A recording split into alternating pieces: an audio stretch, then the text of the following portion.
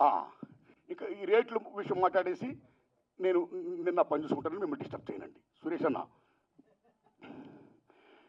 రేట్లు చాలా ఇంపార్టెంట్ అండి. మీరు నమ్మండి, భారతదేశంలో 1961 తర్వాత థియేటర్లో ఏ రేట్లు పెట్టాలి, ఎలా పెట్టాలి, భారతీయుల యొక్క తలసరి ఆదాయాన్ని బట్టి, జీవన ప్రమాణాలను బట్టి రేట్లు నిర్ణయించినప్పుడు గవర్నమెంట్ ఒక కమిటీని వేసి ఓ నేల, ఓ బెంచి, ఓ కుర్చీ, ఓ పార్కింగ్ లైక్ తరగతులు సృష్టించింది. ఈవేళ నేల లేదు, బెంచీ లేదు, ఒకటే క్లాసు లేకపోతే రెండే క్లాసులు, మొత్తం థియేటర్స్ మొత్తం ఆ రకంగా చేసేసారు. ఓకే, ఇక రేట్లు అనేది ఏమవుతున్నాయో సిస్టమ్ ప్రకారం గవర్నమెంట్ ఏదైనా ఒక రేటు పెడితే ఆ రేట్ని అందరూ కూడా హాండర్ చేయాలి. అలాగ హాండర్ చేయకుండా ఈ మధ్య కాలంలో చాలామంది భారీ చిత్రాలు తీసిన నిర్మాతలు వాళ్ళు వేల కోట్లు పెడుతున్నారు. ఓకే, హ్యాట్సప్, సెల్యూట్, కేపబిలిటీ ఉంది, పెడుతున్నారు, మనం గర్విస్తున్నాం, సంతోషమే.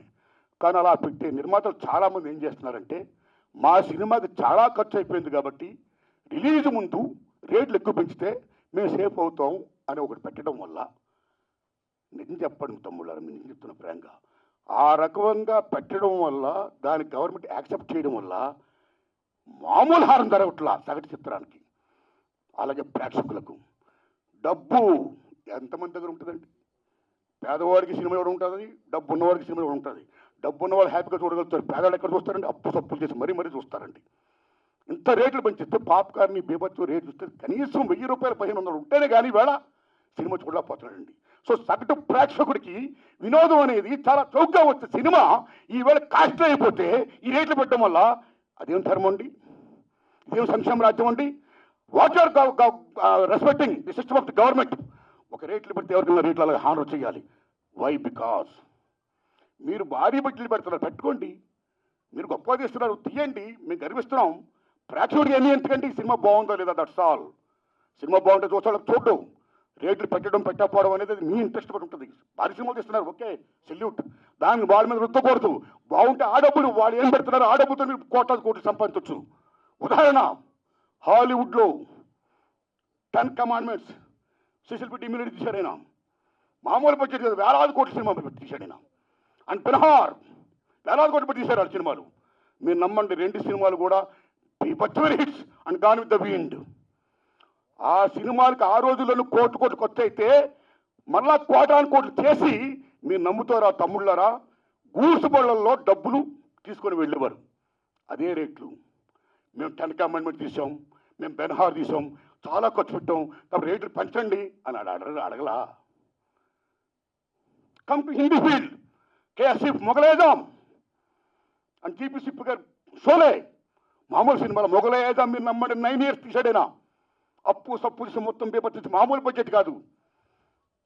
ఆ సినిమా రిలీజ్ అయ్యే ముందు నేను చాలా అప్పు సప్పులు అయిపోయాను, 9 years పట్టింది, చాలా కోట్లు పెట్టేశాను, నాకు రేట్లు పెంచండి అని కేఎస్ఎఫ్ గారు అడగలా. సిస్టమ్, ఈ రెస్పెక్టెడ్ సిస్టమ్. ఏం రేట్లు ఆ రేట్లో సినిమా రిలీజ్ చేశాడైనా. మీరు నమ్మండి, సినిమా బీభత్సం హిట్. నమ్ముతారా తమ్ముళ్ళరా? బెన్హార్ అండ్ 10 కమాండ్మెంట్స్ గూడ్స్ బళ్ళల్లో డబ్బులు లాభాలు తీసుకుని వెళ్తే లారీల్లో లాభాలు తీసుకుని వెళ్ళాడు కేఎస్ఎఫ్ గారు. మొగలైజాం అంటే సినిమా బాగుంటే లాభాలు వస్తాయి, మీరు 2 కోట్లని పెట్టండి. So come to Telugu field. Lava Kusa Shankar Reddy గారు తీశారు, 5 ఏళ్ళు పట్టింది, నాకు 5 ఏళ్ళు పట్టింది, నాకు చాలా ఖర్చు అయిపోయింది అని శంకర్ రెడ్డి రేట్లు పెంచుకొని అడగలా. సినిమా రిలీజ్ అయింది, మీరు నమ్ముతారా? 5 years పైన సినిమా. ఇప్పుడు దాకా లవ్ కుశ మిత్ర హిట్ లేదు తెలుగు సినిమా ఇండస్ట్రీలో. ఆయన అడగలా డబ్బులు, రేట్లు పెంచి అడగలా. ఏ రేట్లు ఉన్నాయో ఆ రేట్లోనే ఆయన సినిమా రిలీజ్ చేశాడు. మీరు నమ్ముతారు తమ్ముళ్ళరా? ట్రక్కులో లాభాలు వచ్చాయి, బళ్ళల్లో డబ్బులు వచ్చాయి. షోలే జీపీసీ గారు అడగలా, ట్రక్కులో లాభాలు తీసుకున్నాడు ఆయన. కాబట్టి సినిమా బాగుంటే జనం వస్తారండి. మీరు ఇలా రేట్లు పెంచేసుకుంటా ఒక 1 week ఇలా చేసేసి మళ్ళీ మానేస్తా.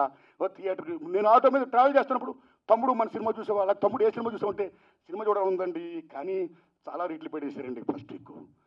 నా ఫేవరెట్ యాక్టరే కానీ డబ్బులు లేవు, అప్పు చేయాలంటే కష్టంగా ఉంది, చూడలేకపోతున్నానండి. ఆ రకంగా ఎంత డ్యామేజ్ అవుతుందండి సినిమాకి. ఇప్పుడు ఎందుకంటే రేట్లు పెంచుతారు? ఒక నామ్స్ ఉన్నాయి, you must respect the norms, you must respect the system. And అన్నింటినీ మించి సంక్షేమ రాజ్యం ఉంది. ఏ సగటు ప్రేక్షకుడు ఉన్నాడో ఆ సగటు ప్రేక్షకుడు భారతదేశంలో సినిమా వినోదం. ఆ వినోదం దూరం చేయకండి ఈ రకంగా పెట్టి. సో దిస్ ఈజ్ ఒక మాల్ ప్రాక్టీస్. ఒక రకంగా చెప్పాలంటే దిస్ ఈజ్ నేను నమ్మండి తమ్ముళ్ళరా, ఈ భారీ చిత్రాలు చేస్తున్న నిర్మాతలు, government is doing a black marketing in the name of raising the rates. అది కరెక్ట్ కాదు. అలా పెంచకుండా అందరికి ఒకలా ఇష్టం పెట్టి సగటుని మాత్రం బతికించి పెర్సెంట్ సిస్టమ్ కాపాడండి. అది వచ్చినట్టు చెయ్యండి. ఆ రకంగా మీరు అందరూ పెద్దలందరూ కూర్చొని మాట్లాడుకొని మేలు చేయండి. ఇదే నా విజ్ఞప్తి. Thanks a lot. ధన్యవాదాలు అండి మీకు. Thanks a lot.